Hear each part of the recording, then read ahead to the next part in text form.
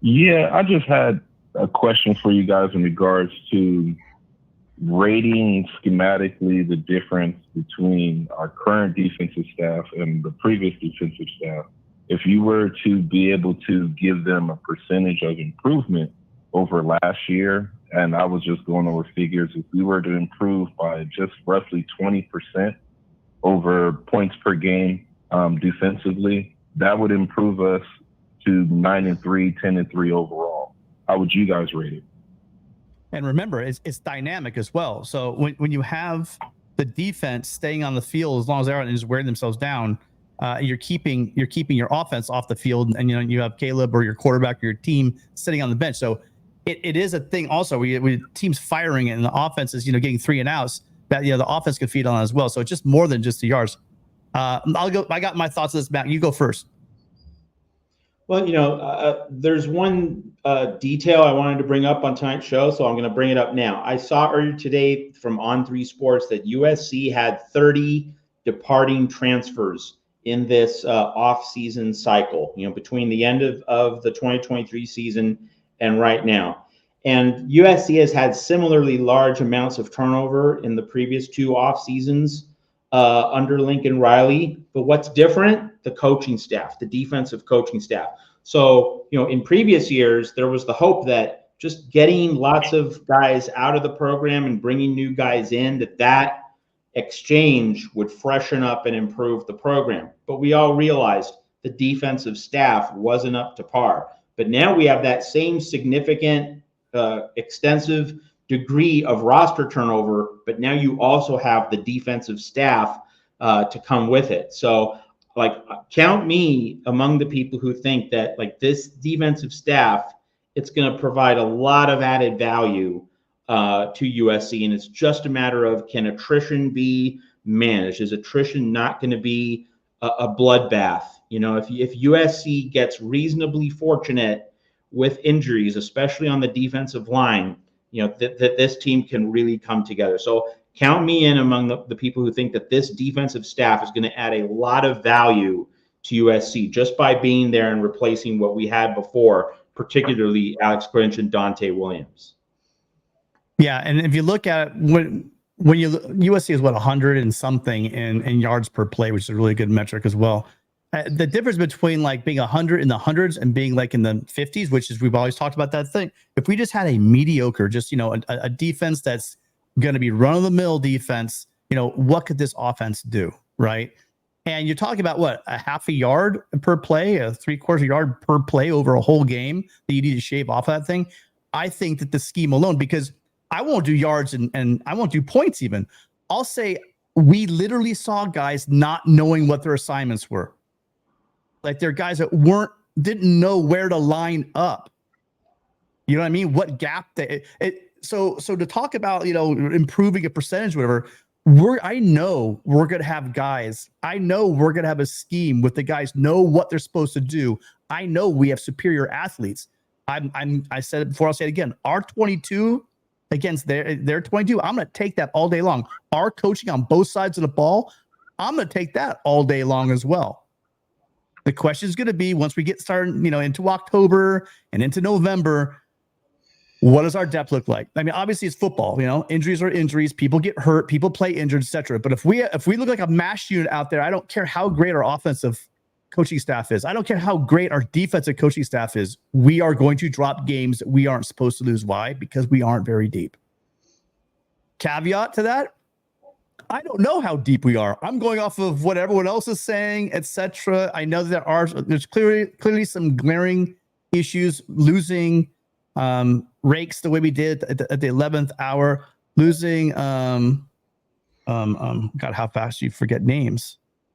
Dejan Lafitte, there's certain things, losing both those guys in the spring and not be able to replace them. We already needed some depth in the middle, and we lost, basically our depth chart. So I know there's going to be some issues with this team. We won't know how good. It's a great question, though. I mean, I really like the fact how you're looking at it, because you're like the third caller. It makes me think, I'm just so tired of how the national media and our rivals, the way they pop off, the Ducks and the Notre Dame, they always say, oh yeah, Riley's a great coach, but he didn't care about defense, or he doesn't know, he hasn't figured out the defense. Well, it looks like he's figured out the defense. Now, all of a sudden, how come he's not a good coach anymore? And why are we going to lose? Thank you. I totally agree. And I also want to say that a lot of the teams that we are facing have question marks, just like our roster does. Yeah. And LSU is replacing not one, but two coordinators. So, I mean, yeah, and look at Michigan, the whole new coaching staff. I mean, they're losing, like Matt said, losing Heisman quarterback. Michigan's lost their quarterback, and there's a lot of flux going on. So it's not like USC's the only one that's seeing these issues or breaking in a new defense. And we saw how fast Lynn installed that defense, and I really believe that his slow install, or no, not his methodical install, is going to pay dividends, and they're going to add pieces to it. And it's a defense that's proven at the highest level that's effective. And we know, as Trojans, we may not have these 5 stars, whatever, but we know the talent we have on this team.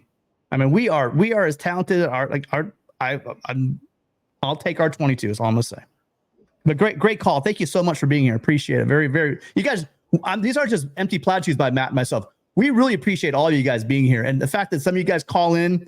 I love the fact you guys want to participate in the show, because this is the whole idea behind the show. If you didn't call in this week, I really hope next Friday you guys pick up that phone. We want to hear from you. If we listen to it, we hear the people that think that we've won a national championship. We hear the people that think that we're probably going to go 5-7. We love all you guys. If you're here on a Friday night, you definitely are. You're not some casual football fan, and appreciate teams representation from all the teams out there. Unfortunately, we haven't got a lot of we don't get any Sooner fans anymore. Remember early on, Matt, we used to get a couple Sooner fans here and there. They don't call anymore, but we'll see about that. But appreciate you calling in so much, Kevin. Fight on. We'll hopefully hear from you next week. Sounds good. You guys have a great evening. Thank you so much. All right. Well, we're gonna take this last call, Matt, and it looks like we're here. So you guys, if you're not already in the call queue, please do not call. Hi, caller. What's your name? Where are you calling from? Hey, it's Slap Happy from South Orange County. Hi, Slap. Hey, can you do me a favor? Turn off whatever you got in the background. I think you got us on something. Yeah, it's off totally. Okay. Can you hear me okay now? Yeah, go for it. What's on your mind? Yeah, no, just I commented earlier. I'm kind of torn between us, how we were last year and this year, but with all the new changes we've made, we've got to be better on the D line. We have to be. I mean, if we're a top 30 defense, even a top 40 nationally, we should do fine. I agree, a 10-2 will probably get us in. And then my last comment would be, I think you're going to see a change in the Big Ten with the way Oregon, USC, and Washington normally play, offense. We'll run more, but the pass is still going to be there. And I think we'll see more passing from the other teams in the Big Ten over the course of 3 or 4 years as this thing kind of evolves into what I consider a new Big Ten. So I'll leave it at that and jump off. Yeah, Matt, you want to follow that up with anything? Oh, just like that's a big long-term storyline in the Big Ten. Who's going to influence whom? Is USC going to become more of a Woody Hayes, Bo Schembechler type team, or will the Big Ten schools, become more like, what we've seen in the Pac-12 in recent years? It's going to be a fascinating thing to see play out. I don't have really a prediction. It's just going to be, that's a huge storyline in terms of like a 4, 5, 6 year block of time. It's going to be fascinating to watch. Yeah, but Matt, here's what I'm thinking. If Oregon comes out this year and just blows the doors off, and they can actually run as well, it will radically alter. I mean, people start making changes immediately if Oregon is what they're supposed to be. I think that'll have an immediate effect within 2 years of the other teams as well. Just my take. If Oregon does, knock the ball out of the park this year, I agree. I think that's the way we're heading. But of course, Oregon has to actually deliver, as Tim Prangley will very quickly remind all of us. Well, I hate Oregon. I hate Oregon anyways. I hate UCLA, and I'll leave it at that. And I'll jump off now. But thanks, guys, for the time. Yeah. Thank you, Slap Happy. Thanks, Slap Happy. Well, you guys remember that Pete Carroll had those great teams and great defenses, but towards the end, you had so many differences. So you had both spectrums. You had Harbaugh with his, where he's bringing in, actually bringing an extra tackle and then 2 tight ends and just running the ball down your throat with gigantic back. You had that situation. And then you had the Chip Kelly thing where he's kind of spreading out these quick little scat backs or whatever and throwing the ball, running the ball a lot, but also throwing and spreading you out. And so USC was caught in a little weird thing where they're trying to get their linebackers smaller, they're trying to get them bigger, and it's hard when you have just such a huge discrepancy between 2 different types of offense that you gotta play both of them. That causes problems. It'll be interesting. I think USC's offense. We have Lincoln Riley. I mean, I'm never going to worry about our offense as long as he's our head coach. I'm just not. All of a sudden, again, everyone's trying to pretend like he's not a good coach. He's not a great offensive guru because he has possibly, until we see it on the field, figured out the defense, and I think he has. So it'll be interesting to hear all the backpedaling some people have about how bad Lincoln Riley is. Because again, this time last year, guys, what we're hearing. Lincoln Riley doesn't care about defense. And he's literally done everything he can to give us the defense that can compete at the highest level. Can we get the players?